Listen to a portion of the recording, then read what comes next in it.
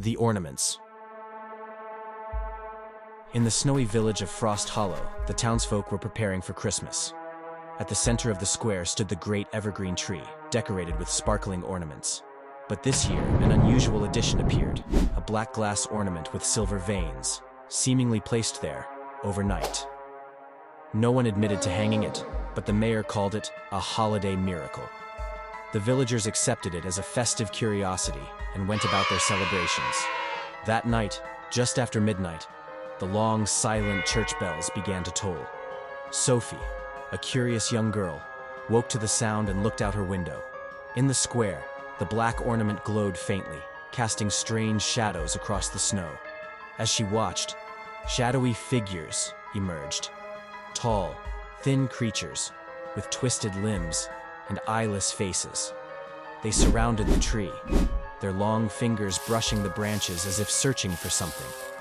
One of the figures turned its head towards Sophie, and though it had no eyes, she felt it watching her. Terrified, she backed away and ran to her parents' room. Their bed was empty, the sheets cold. She searched the house, calling for them. Hey! But there was no answer, only the faint echo of the bells. By dawn, Sophie found the village deserted. She wandered the streets, knocking on doors, but no one was home. Returning to the square, she noticed something horrifying. New ornaments hung on the tree, glass spheres, each holding a shadowy figure. As she drew closer, she saw her mother's face inside one. The truth hit her like a thunderbolt.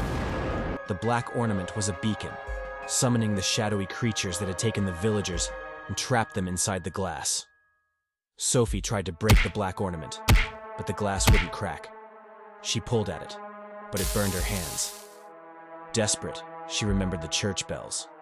They had rung when the creatures appeared. Maybe they could drive them away. Sophie ran to the church, climbing the crumbling staircase to the bell tower. She grabbed the frayed rope and pulled with all her strength. The bell groaned, then tolled with a deep, echoing chime. Outside, the black ornament began to crack, and dark smoke poured from it. The ornaments holding the villagers glowed faintly as the figures inside stirred.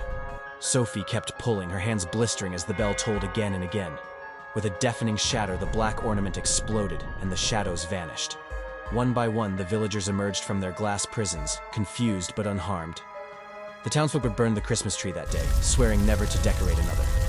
As for Sophie, she left Frost Hollow when she grew up, but the memory never left her. Every Christmas Eve, she could still hear the faint echo of the bells in her dreams, and she couldn't shake the feeling that the darkness wasn't gone forever.